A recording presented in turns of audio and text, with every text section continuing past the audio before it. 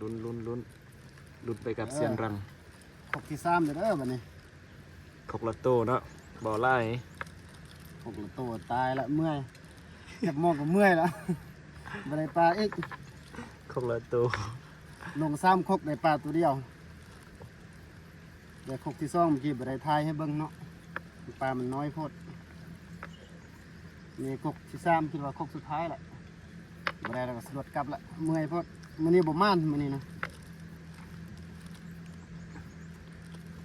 เปลี่ยนป้องกายไปต้องเปลี่ยนป้องกันตาเพิ่นเลยเปื้อนเอง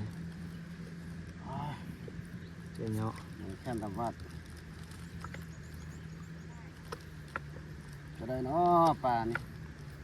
คือบ่ได้วะสมอยู่ได้กี่อ่ะจะจุดสต็อปกันเลยเห็นกันกัน